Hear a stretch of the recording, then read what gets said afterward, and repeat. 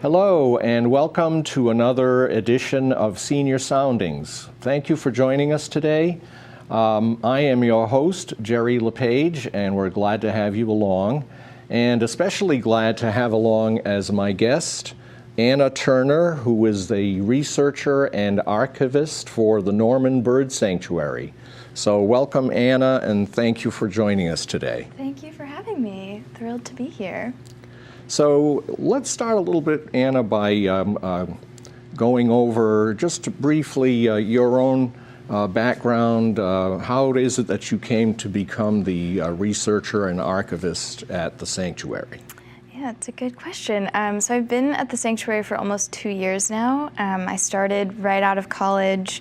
I have an academic background in history and geography and moved to Rhode Island and was thrilled to find an internship position in research and collections that opened up that summer.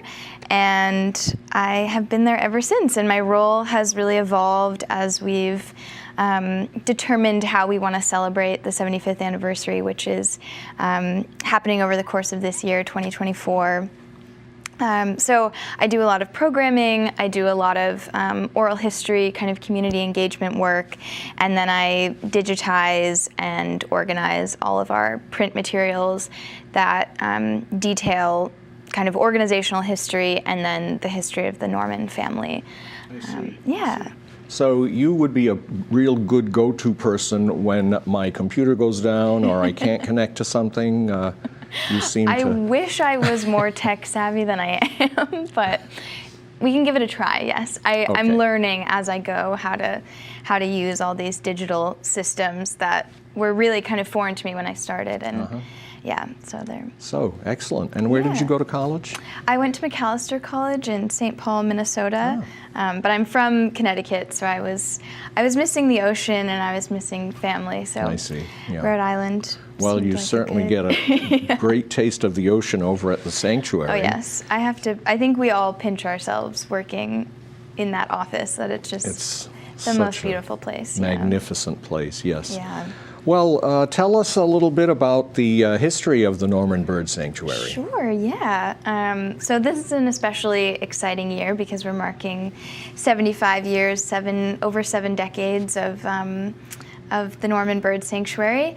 And it was founded in 1949 through a bequest in the will of Mabel Norman Cheerio, who was a prolific artist and conservationist, really pioneering in her day and age to think so deeply about what happens to nature and to wildlife and how to preserve this just gorgeous piece of land that was significantly smaller when she donated it to the community, but has been protected and is protected in perpetuity because of her gift. And so she was an artist, she was a conservationist, she was a really generous philanthropist in and around Newport, and we have some of her gifts to thank for things that happen at the Newport Art Museum now. And yeah, so she was just an amazing woman. The property itself was actually acquired by her family in the 1870s. Her father, George H. Norman, bought the land, which had previously been, I mean, it has a long and kind of richly textured history as farmland, and indigenous peoples obviously were there long before European colonists, and so all sorts of things have gone on that land. But George H. Norman purchased it to secure the water rights in the 1870s to create Newport Water Works. And the Norman family was living in Newport at Bel Air, which is still there, beautiful home, and they were sort of treating the farm as like their country property in Middletown. And Mabel just fell in love with it. She was, like I mentioned, a huge nature lover, really loved birds, and was kind of a reserved, observant child. And I can only imagine that a property like that was just like a magical place to grow up. A treasure trove, I would think, Truly. of new discoveries every day, and sure. Yes. Did they have do you know if they had a dwelling on the property somewhere in the sanctuary? They did, yeah, and it's a beautiful home. We now call it the Paradise Farmhouse, and it's available to rent. It's this amazing, beautifully restored farmhouse that looks out on the ocean, and some of our lower fields that are full of bird boxes now and have hiking trails, and yeah, it sleeps 16, and Wow. Mabel's bedroom is right up front. She ended up, so the kind of end of the story of her coming to bequest the property is she bought the land from the estate of her brother in 1908, and then lived there until she died in 1949. So she really, through her entire life, was deeply attached to that property. Wow, that's quite a history. Yeah. So it's been 75 years, or this year is the 75th year. Yes. So halfway through the 8th decade. What more can you tell our viewers about the significance of the 75th anniversary, and what do you have planned to celebrate this milestone? Sure, yeah. So 75 years is huge, I think, for any organization, any nonprofit. But at the Sanctuary, I think what it really represents and celebrates is that we've been able to sustain this major community resource for nearly 8 decades. We've had summer camps and environmental education programs, and just been a protected open space for the public and for wildlife for so long, when Aquidneck Island is rapidly developing. And spaces like that are harder and harder to come by. So we have 300 acres of protected land and 7 miles of trails, and an amazing staff team that is working in all sorts of different directions to sustain that work and deepen it and connect with more community members on and off the island. So 75 years is huge, and this year is meant to be a celebration of that, and to really honor all of the different kind of disciplines that we work in. So we've got lots of kind of programs focused on biodiversity and ecology, and the traditional environmental education offerings that we are known for.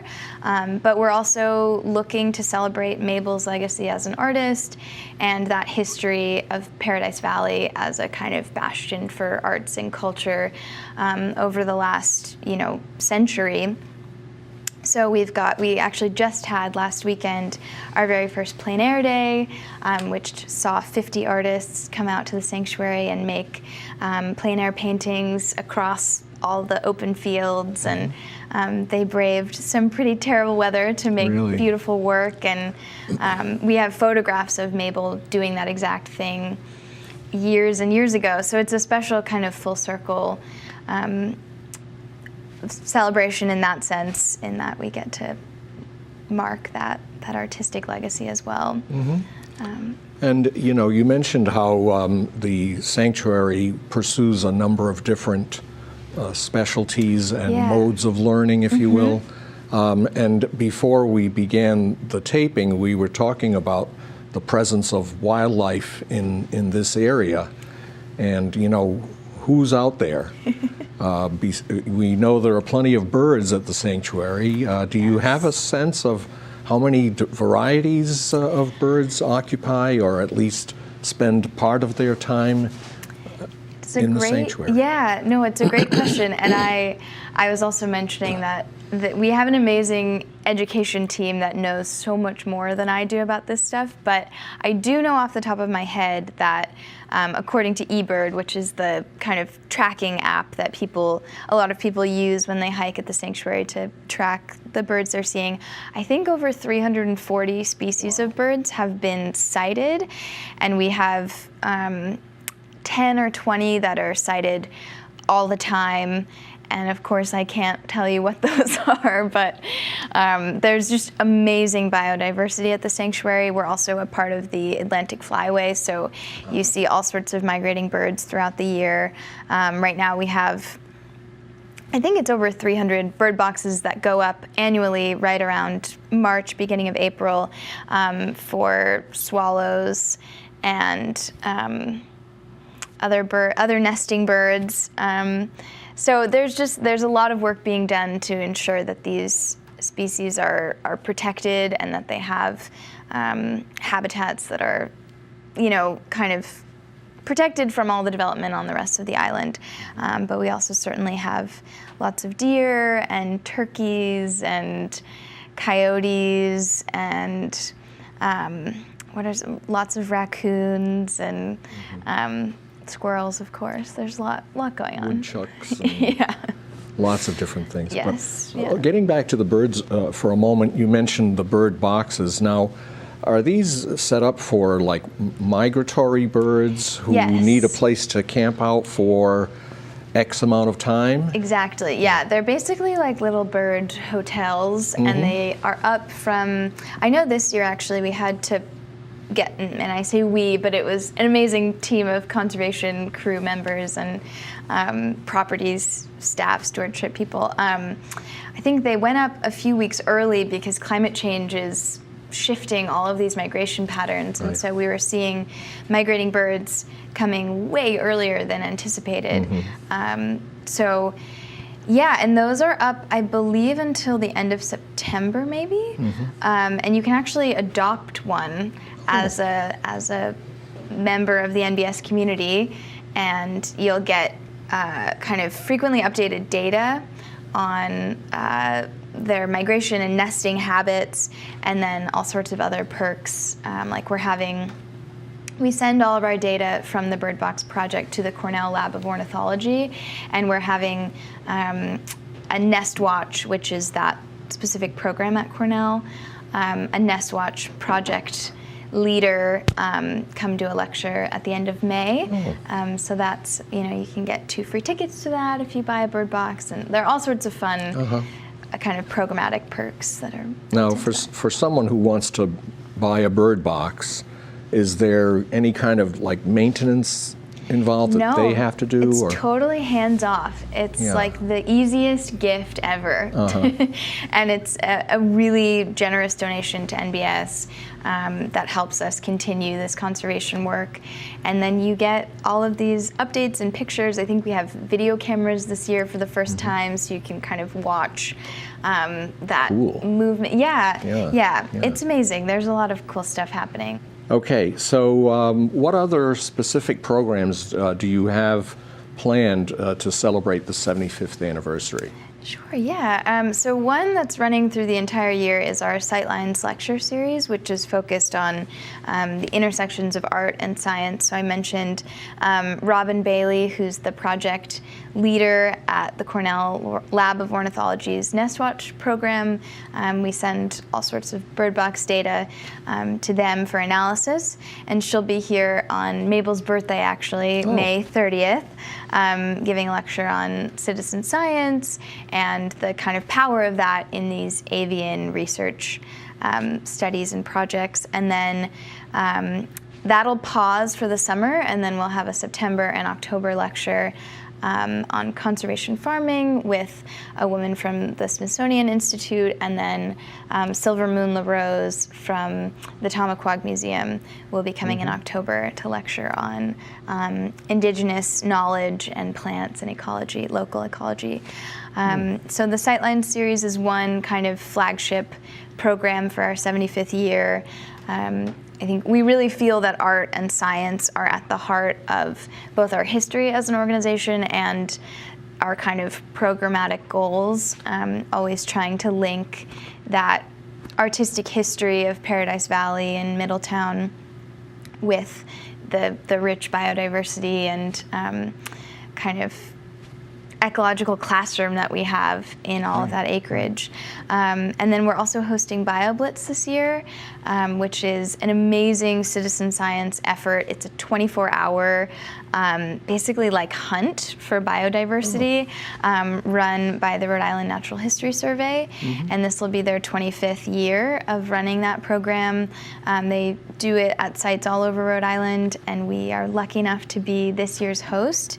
So that's June 7th and 8th, and should be a lot of fun and should really produce, I think, some interesting data and knowledge for us about how to better steward the land and what species that may live on the property that we didn't know about prior.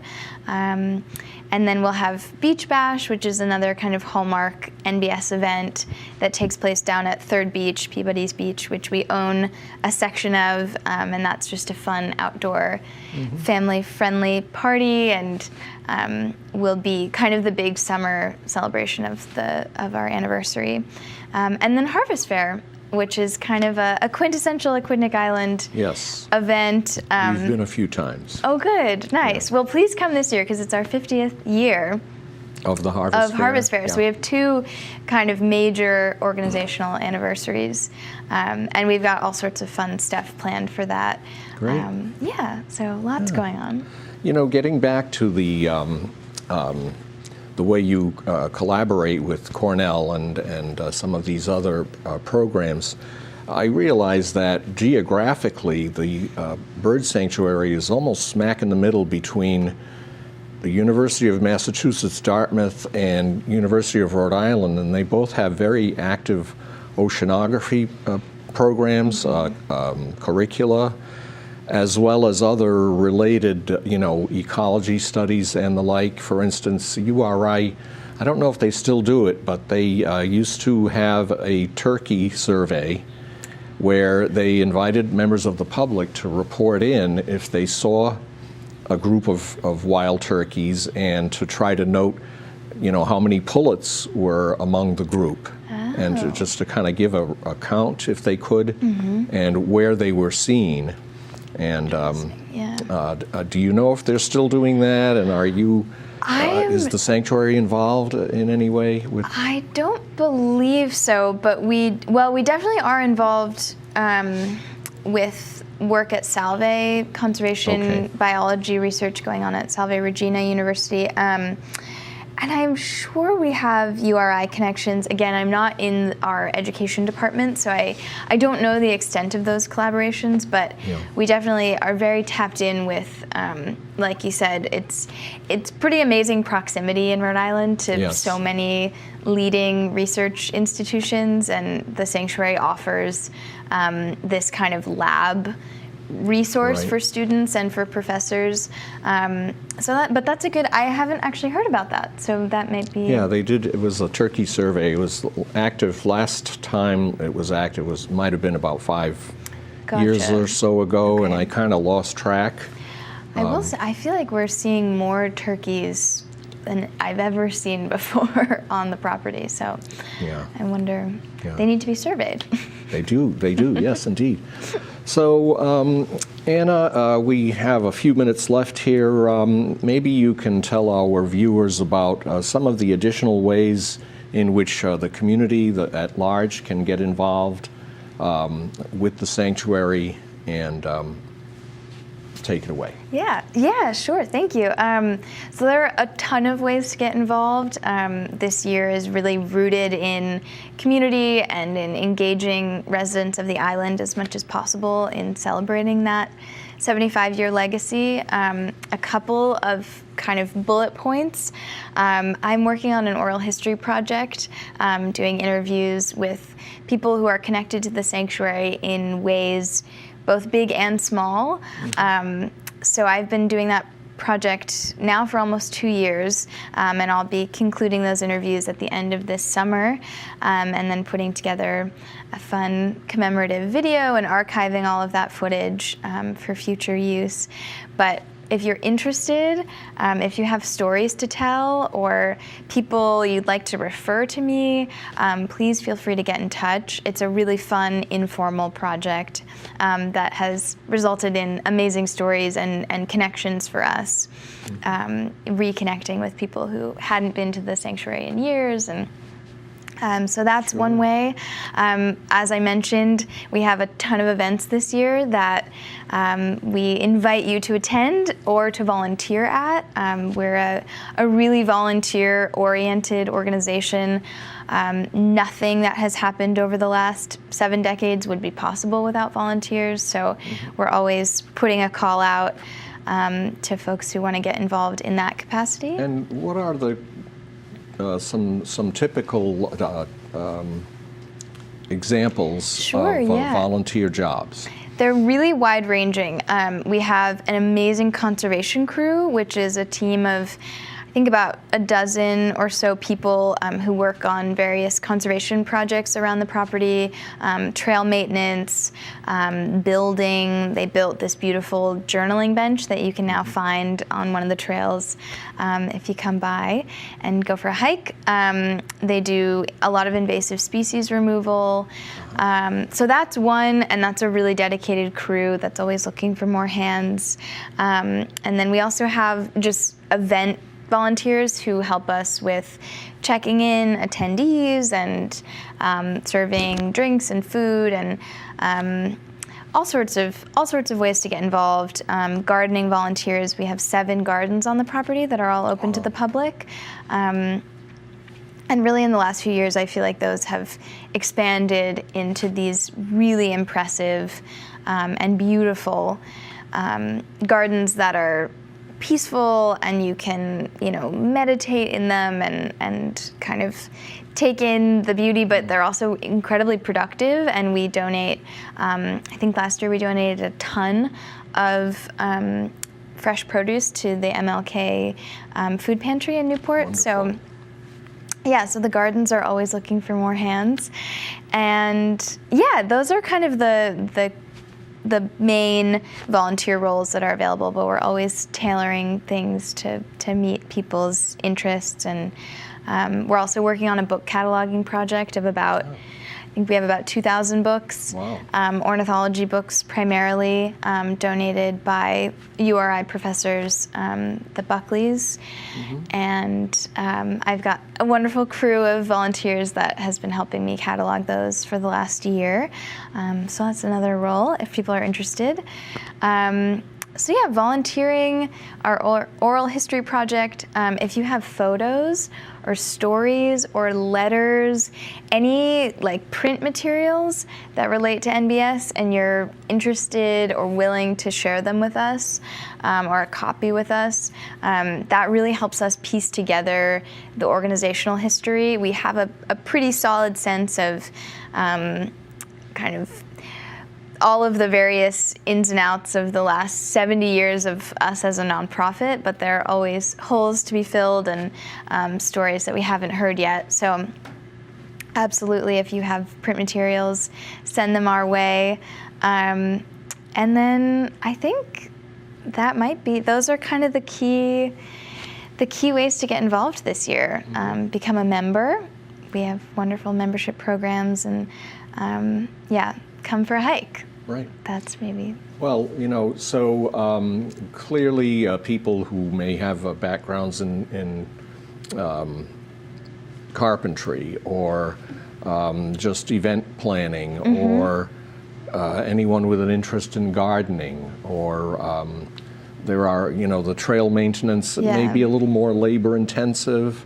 But, clearly the volunteer opportunities offer themselves to a wide variety of different professional capabilities. So, and for those of our viewers who may not be familiar with the Norman Bird Sanctuary, it's in Middletown, right?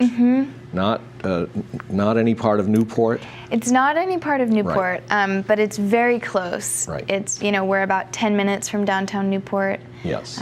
Just nestled right in there. If you know where First or Second Beach is, you are very close to us. Yes. But, for people from other parts of the state, we welcome you to come down to the sanctuary. It's a beautiful drive. Whether you're coming from the western part of the state and coming over the Jamestown and Pell bridges, or from the East Bay, where you may have to come over the Mount Hope, or even from Tiverton and Little Compton, from those spots, the beach areas, you can probably see little snippets of portions of the sanctuary across the, what would that be, the Sakonnet River? Yeah. Yeah. It's very wide there. It's as wide as the bay at that point. But it's a beautiful drive, and it's a nice area that many of you may not know about or have visited before. So we certainly want to see you come for that. Yeah. So we still have a couple of minutes left, Anna. So is there a favorite story or anecdote that you'd like to tell from your own experience, or maybe something that was related to you by someone else? Sure, yeah. I'm thinking of one story that's been told to me many times about the sanctuary in the 1980s. Less a story, or more just like a sense of the way the place used to be.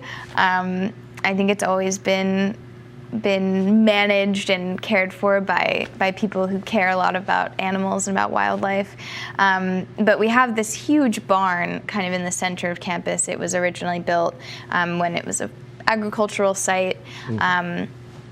And it's a beautiful building, and we now use it for programs and things. But apparently in the 80s, so I've heard, it was just full of various wild animals that the staff were bringing in and letting, there was like a bedroom in the barn, and so summer camp counselors would sleep up there, and there were all sorts of animals living, kind of coexisting with these teenagers who were working at camp. So I like that visual, because it reminds me of the kind of roots of the place, that it's always been kind of, a little wild and,